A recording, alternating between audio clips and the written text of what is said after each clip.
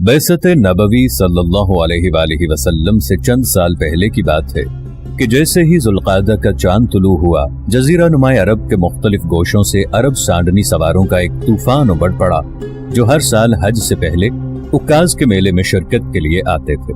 मेला मुख्तलिफ कबाइल के तमाशाइयों से खचाखच भरा हुआ था, जिनमें मक्के वालों की तादाद सबसे ज्यादा थी। बतहा के मैदान में जहां ये मेला लगता था, अरबों ने अपने खैमे गाड़ दिए थे और इसका एक हिस्सा तिजारत के लिए मखसूस कर दिया था।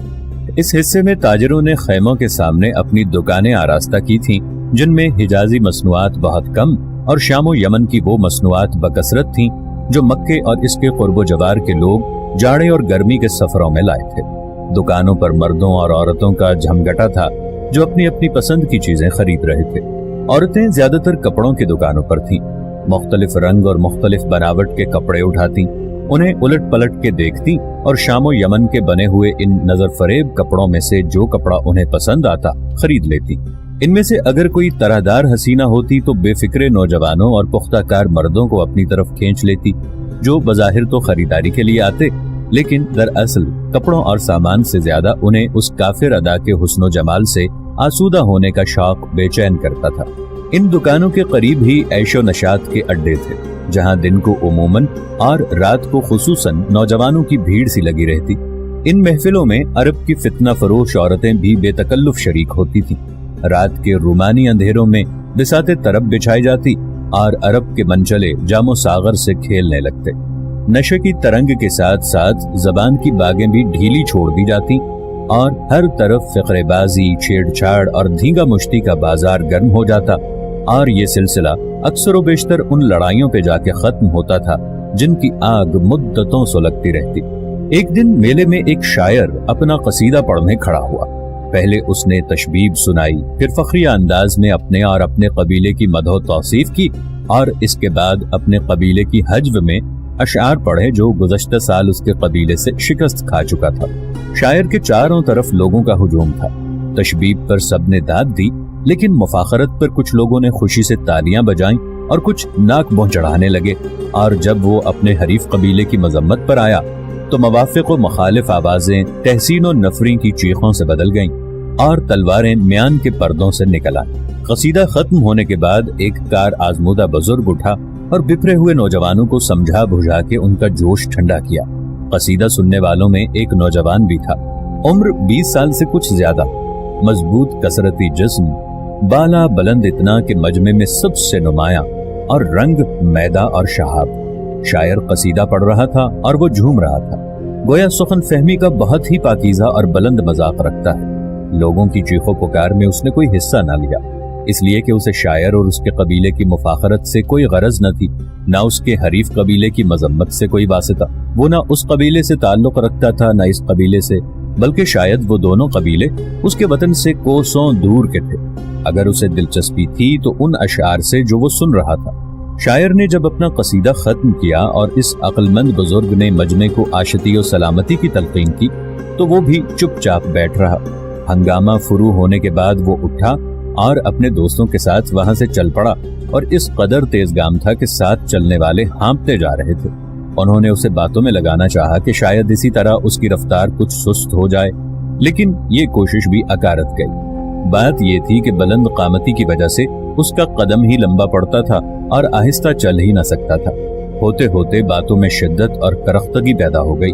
नौजवान चलते चलते ठहर गया, उसकी आंखें सुर्ख हो गईं और गैज़ो गज़ब के आसार उसके चेहरे से झलकने लगे। एक गहरा सांस लेकर उसने अपनी मूंछों पर ताव दिया और कहा, तुम मुझे इस छोकरे से डराते हो, मैं खत्ताब का बेटा नहीं, अगर हाथ मलते ही उसे जमीन पर न दे मारा। ये कहकर वो पहले से भी ज्यादा तेज चलने लगा। अब उसके साथी चल नहीं रहे थे, दौड़ रहे थे। ये टोली अखाड़े में पहुंची जहां बहुत से तनोमंद और कव्वी बाजू नौजवान थे।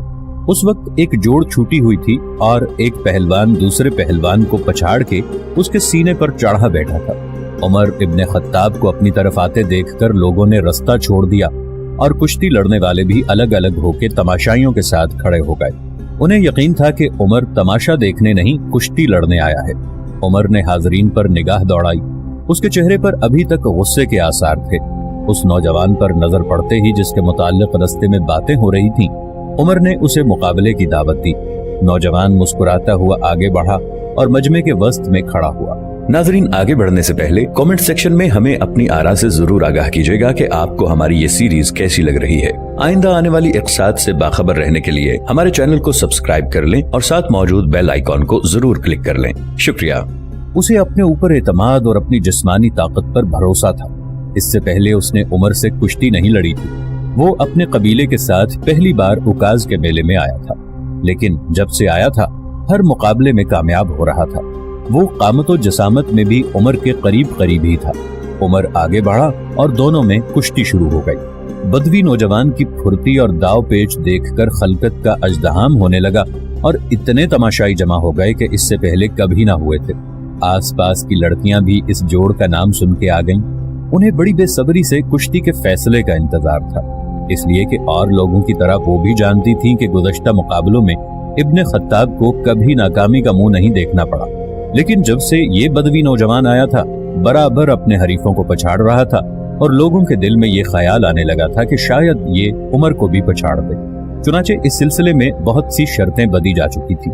जब उमर ने अपने हरीफ को कुश्ती लड़ने की दावत दी तो ये खबर बिजली की सी तेजी से सारे मेले में फैल गई और लोग अपने काम छोड़ छाड़ कर आ गए। इब्तदान उमर ने अपने हरीफ को जोर आजमाई का मौका दिया और खुद सिर्फ अपना बचाव करता रहा, लेकिन जब देखा कि उसका सांस फूल गया है तो यकदम झपट के उसके कंधों पर सवार हो गया और देखते ही देखते उसे जमीन पर चारों शाने चित गिरा दिया। फजा आफरीनो मरहबा के नारों से गूंज उठी और मजमे में उमर की पहलवानी के पिछले कमालात दोहराए जाने लगे। लड़कियां और औरतें भी इस नजीबुत तरफ़ैन कुरैशी नौजवान की तारीफ और तासीफ में मर्दों से पीछे न थी। थोड़ी देर बाद सूरज आहिस्ता आहिस्ता ढलने लगा। तमाशाई अपनी अपनी राह चले गए और उमर अपने दोस्तों के हल्के में मेले का चक्कर काटने लगा। दोस्त उसकी ताकत के गुण गा रहे थे और जवाब में सिर्फ एक मुस्कुराहट के उम्मीदवार थे, जिससे नवाजा जाना गोया उनकी तकदीर में ही न था और जो बरसों की बरसात में कभी उमर के लबों पर नमूदार होती थी। पास से गुजरने वाले उसे बड़े एहतमाम से देख रहे थे। उनकी निगाहें उसके दोस्तों से भी ज्यादा फख्र हैरत का इजहार कर रही थी। रात की तारीखियां गहरी हो गईं। उमर अपने दोस्तों के साथ उकाज की एक समत चला गया, जहां ऐशो तरब की महफिल सजी हुई थी और इस महफिल के पुष्ट पर सहरा उफुक की लामुतनाही वुसअतों में खो गया था। उमर अपने बहुत से जानने वालों को सलाम करता और उनका अकीदतमंदाना जवाब लेता सहरा की जानिब महफिल के एक गोशे में बैठ गया। हाजरीन ने उसकी तारीफों के पुल बांधने शुरू कर दिए। थोड़ी ही देर बाद शराब का दौर चल पड़ा। इमरान सब में नोशों का सरदार था। रात गुजर रही थी और पीने वाले पी रहे थे। मतानत से यावा गोई, इश्कबाजी से शहसवारी और अय्याम अरब से अंसाब अरब तक कोई मौजू ऐसा न था जो पीने के दौरान में ज़ेरे बहस न आया हो।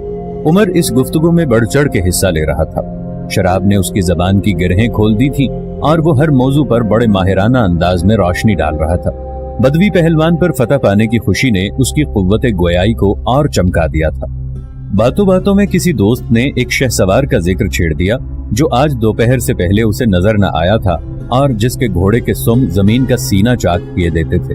उमर ने झल्ला के कहा, लातो उज़्ज़ा की कसम, उसकी शहसवारी पर इजहार हैरत करके तुमने मुझे बड़ी तकलीफ पहुंचाई है। इस पर वो दोस्त मुस्कुराया जो इससे पहले बदवी पहलवान की बातें कर रहा था और बोला, उज़्ज़ा से अपने चचाजाद भाई ज़ैद बिन अम्र के लिए माफी चाहो, जिसने कहा है ना मैं उज़्ज़ा पर ईमान रखता हूँ, ना उसकी बेटियों पर और ना बनी तस्म के बुतों पर। जब खुदाई के काम तकसीम हो गए तो मैं एक परवरदिगार पर ईमान लाऊं या 1000 परवरदिगारों पर। यह सुनकर उमर ने एक लंबा सांस खींचा और कहा, वो गारत हो और उज़्ज़ा और उसकी नाशुक्री को कभी माफ न करे। जब उसने हमारा दीन छोड़ा और हमारे बुतों के साथ ज्यादती की तो खत्ताब ने बिल्कुल ठीक किया कि उसे मक्के से निकाल दिया। वो अपने माबूद की तलाश में यहूदो नसारा के पास मारा मारा फिरता रहा, लेकिन ना यहूदियों से कुछ पाया ना ईसाइयों से।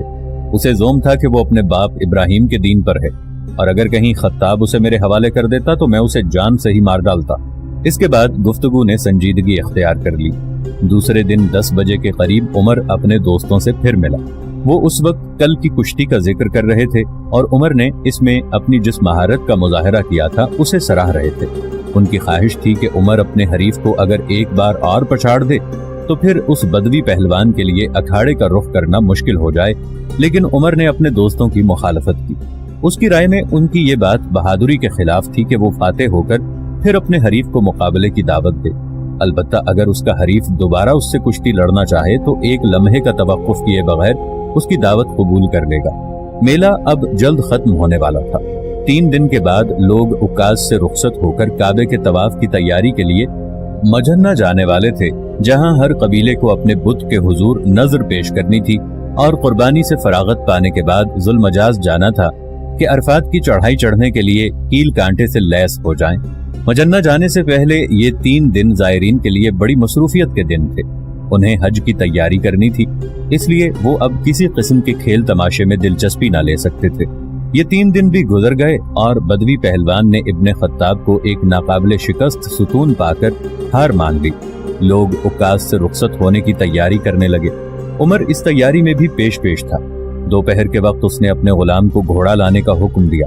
मुख्तलिफ कबीलों के आली नसब नौजवानों ने इस घोड़े को देखा और इसका मुश्की रंग, छोटे छोटे कान, तनी हुई गर्दन, बारीक पिंडलियां और पिचका हुआ पेट देखकर हैरत में रह गए। उमर को अपनी जात और अपने घोड़े पर नाजा पाकर, जिसमें खुद एतमादी और दुरुस्ती का पहलू शामिल था, उनके पिंदार को ठेस लगी। उन्होंने उमर से कहा, आओ जरा घुड़दौड़ हो जाए, इससे फारिग होकर आराम कर लेंगे और कैलूले के बाद मुजन्ना चले जाएंगे। उमर ने यह दावत कबूल कर ली। उन लोगों ने भी अपने घोड़े मंगा लिए और सब के सब खुले मैदान में पहुंच गए। उस जगह का इंतखाब करके जहां से दौड़ शुरू होने वाली थी, वो अपने अपने घोड़ों पर सवार हो गए और सालिस का इशारा पाते ही घोड़े छोड़ दिए। उमर और उसका घोड़ा ऐसा मालूम होता था कि एक टुकड़ा है जिसके मुताल्लिक देखने वाला ये तमीज न कर सकता कि वो जमीन में धंसा जा रहा है या फजा में परवाज कर रहा है। आज घुड़दौड़ में जो कामयाबी उमर ने हासिल की थी, उस हैरत व मुसर्रत से किसी तरह कम न थी जो उन्हें कल उसके कुश्ती जीतने पर हुई थी। लोग उक्काज से मुजन्ना और वहां से जुल्मजाज पहुंचे, जहां उन्होंने अपने अपने बुतों पर नजरें चढ़ाईं और इसके बाद हर कबीला जजीरा नुमा अरब की मुख्तलिफ समतों में अपने अपने मुस्तकर की तरफ रवाना हो गया। साल खत्म होने पर उक्काज का मेला फिर आया। उमर इस मेले में भी उसी आन बान से शरीक हुआ और ये सिलसिला कई साल तक बदस्तूर चलता रहा। एक साल उमर अपने मामूल के मुताबिक मेले के शुरू में उक्काज न पहुंच सका। लोग उसे ढूंढने और एक दूसरे से उसके मेले में शरीक न होने का सबब पूछने लगे। उन्हें ज्यादा बेचैनी इस बात की थी कि उमर ने तिजारत शुरू कर दी थी और उस जैसे मुमताज ताजिर के लिए ये कैसे मुमकिन था कि वो अरब के इस सबसे बड़े मेले और सबसे बड़ी सालाना नुमाइश से गैर हाजिर रहे। लेकिन उन्हें बहुत जल्द मालूम हो गया कि उसे एक जिम्मेदारी सौंप दी गई है जो इससे पहले कबीला अदी बिन काब में उसके बुजुर्गों को सौंपी जाती रही है। बात यह थी कि जब कभी कुरैश और दूसरे कबाइले अरब के दरमियान कोई इख्तलाफ पैदा हो जाता तो सालसी के फराइज उमर का कबीला अंजाम देता था। चुनाचे अब के ये जिम्मेदारी उमर के सर थी। कुरैश के किसी कबीले और बनी सकीफ में से किसी अहम मसले पर चल गई थी और इस झगड़े का तस्फिया उमर को करना था। लोगों की खुशी की कोई इंतहा न रही जब उन्हें मालूम हुआ कि उमर ने अपने फराइज बाहसन वजू पूरे कर लिए हैं और अब वो मेले के बाकी दिन उनके साथ गुजारने के लिए अपने मुश्की घोड़े पर सवार होकर उक्काज आ पहुंचा है। आते ही वो तिजारत में मसरूफ हो गया, लेकिन इस मसरूफियत ने उसे दूसरे मशागिल से बाज न रखा। ना बलानोशी और नजरबाजी की उसकी शोहरत में ही कोई कमी आने दी जो उमर को अपने हल्का अहबाब में हासिल थी। उस साल के बाद रसूलुल्लाह सल्लल्लाहु अलैहि वसल्लम मबऊथ हुए और आप सल्लल्लाहु अलैहि वसल्लम ने अपनी रिसालत की तबलीग शुरू कर दी। उमर अपनी जवानी और जमा मर्दी के गुरूर में आप सल्लल्लाहु अलैहि वसल्लम से बरसरे इनाद रहा। उसकी जंगे जाहिलियत में बला की शिद्दत और करख्तगी थी। चुनाचे जब वो उक्काज आया और लोगों में उस शख्स की बात छिड़ी जो कुरैश को बुत शिकनी और खुदा परस्ती की दावत दे रहा था, तो उमर मारे गुस्से के जामे से बाहर हो गया। उसने मोहम्मद सल्लल्लाहु अलैहि वसल्लम को जो उसके मुंह में आया कहना शुरू कर दिया और कुरैश में फूट डालने और अपने आबा व अजदाद के दीन से रूगर्दा हो जाने पर आप सल्लल्लाहु अलैहि वसल्लम को हदफ मलामत बनाने लगा। मोहम्मद सल्लल्लाहु अलैहि वसल्लम ने अपनी कौम के अकायद व इबादात के खिलाफ जो इनकलाबी पैगाम दिया था, इस पर वो इतना गजबनाक था कि अगर बनु हाशिम माने ना होते तो वो आप सल्लल्लाहु अलैहि वसल्लम को कत्ल की धमकी देने से भी ना चूकता और उस कत्ल से जो खूरेजी बर्पा होती उसकी मिसाल मक्के की तारीख में कहीं ढूंढने से न मिलती। उमर की दुश्मनी का सिलसिला जारी रहा, यहाँ तक कि उसने इस्लाम कबूल कर लिया اور اب وہ اللہ کے دین اور اس کے رسول صلی اللہ علیہ وآلہ وسلم کی مدافعت بھی اسی جوش اور اسی شدت سے کرنے لگا جس جوش اور جس شدت سے وہ پہلے ان کی مخالفت کرتا تھا۔ یہ ہے عمر ابن خطاب کے شباب کی تصویر۔ آپ اسلامی تاریخ کی قدیم و جدید کتابیں جتنے غور سے پڑھتے جائیں گے، یہ تصویر اپنے تمام تر خطوط کے ساتھ اتنی ہی نمایاں ہوتی جائے گی۔ لیکن اگر آپ یہ چاہیں کہ عمر ابن خطاب کے زمانہ قبل از شباب کا مطالعہ کر کے ان کے بچپن اور لڑکپن کی بھی ایسی واضح تصویر کھینچ سکیں جیسی ان کے شباب کی ہے، تو یہ کتابیں آپ کی کوئی مدد نہ کر سکیں گی۔ حالانکہ ان میں عمر ابن خطاب کے اکثر معاصرین کے مقابلے میں ان کے حالات زیادہ وضاحت سے موجود ہیں۔ وہ قبیلہ عدی بن کعب سے تعلق رکھتے تھے، جو قریش کا عدنانی قبیلہ تھا اور جس کی شرافت و بزرگی نے اسے ان سربرآوردہ قبائل میں شامل کر لیا تھا جن میں ہاشم، امیہ، طیم اور مخزوم سب سے زیادہ ممتاز سمجھے جاتے تھے۔ لیکن بنو عدی کو اسلام سے پہلے مکے میں وہ مرتبہ حاصل نہ تھا جس مرتبے پر بنو ہاشم اور بنو امیہ فائز تھے۔ ان کے پاس مکے کا کوئی مذہبی یا سیاسی منصب نہ تھا اور نہ مال و دولت میں وہ ان قبائل کے برابر تھے۔ البتہ شرف و عظمت میں وہ قبیلہ بنی عبد شمس کے حریف تھے اور اس کے مرتبے کو پہنچنا چاہتے تھے۔ ان دونوں قبیلوں کی یہ کشمکش اور منافست سال ہر سال جاری رہی، یہاں تک کہ حضرت عمر رضی اللہ عنہ کے والد خطاب بن نفیل کے زمانے میں بنو عدی اپنے صفا کے مکانوں کو چھوڑ کر قبیلہ بنو سہم کے جبار میں پناہ لینے پر مجبور ہو گئے۔ پھر بھی حضرت عمر رضی اللہ عنہ کے بزرگ اپنا تحفظ کرتے رہے، اس لیے کہ قلیل التعداد اور بڑے بڑے قبائل کے مقابلے میں کمزور ہونے کے باوجود وہ علم و حکمت اور دور اندیشی میں اپنا ایک خاص درجہ رکھتے تھے۔ ان کے علم اور حکمت نے انہیں سفارت اور فیصلہ منافرہ کے اہم عہدے عطا کیے۔ چنانچہ قریش اور دوسرے قبائل کے درمیان جب کوئی نزاع پیدا ہوتا، وہ قریش کی نمائندگی کرتے اور جھگڑوں میں ان کا فیصلہ تسلیم کیا جاتا۔ وہ فصاحت اور بلاغت میں بے نظیر تھے اور ان کی یہ حکمت و دانش کا ہی اثر تھا کہ ان میں زید بن عمرو جیسے شخص نے جنم لیا جو کھلم کھلا بت پرستی کے خلاف تھا اور جس نے بتوں کا ذبیحہ کھانے سے صاف لفظوں میں انکار کر دیا تھا۔ پھر ان میں حضرت عمر رضی اللہ عنہ ابن الخطاب پیدا ہوئے، اور جس قبیلے میں حضرت عمر رضی اللہ عنہ جیسی شخصیت پیدا ہو اسے اپنے فخر و امتیاز کے لیے کسی سہارے کی مطلقاً ضرورت نہیں۔ یہ ہے حضرت عمر رضی اللہ عنہ کا قبیلہ اور یہ ہے ان کے باپ کا سلسلہ نسب۔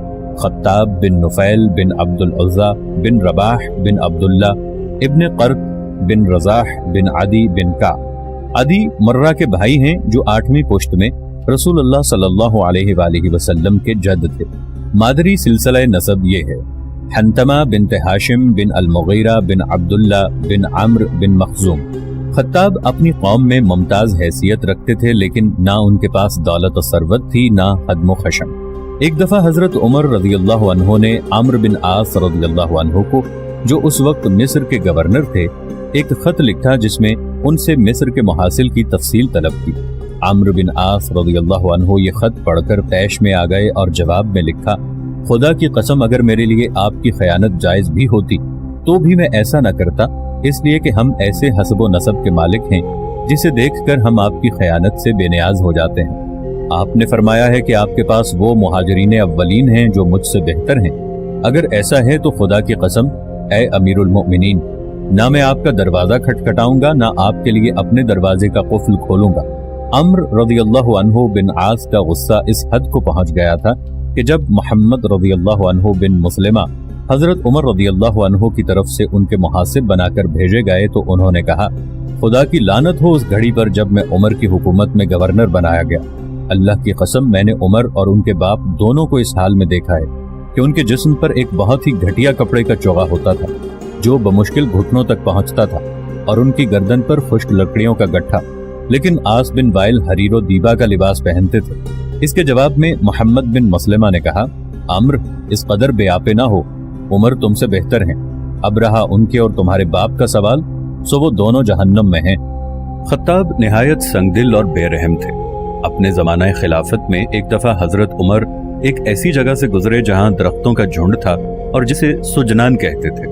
آپ نے فرمایا: مجھے وہ وقت یاد آ گیا جب میں یہاں خطاب کے اونٹ چرایا کرتا تھا، اور خدا کی قسم میں نے ان سے زیادہ سنگ دل اور بے رحم کسی کو نہیں پایا۔ علامہ طبری کی روایت میں ہے کہ حضرت عمر رضی اللہ عنہ اپنے عہد خلافت میں جب سجنان سے گزرتے تو فرماتے، سوائے خدا کے کوئی معبود نہیں، وہ جسے چاہتا ہے اور جو چاہتا ہے عطا کرتا ہے۔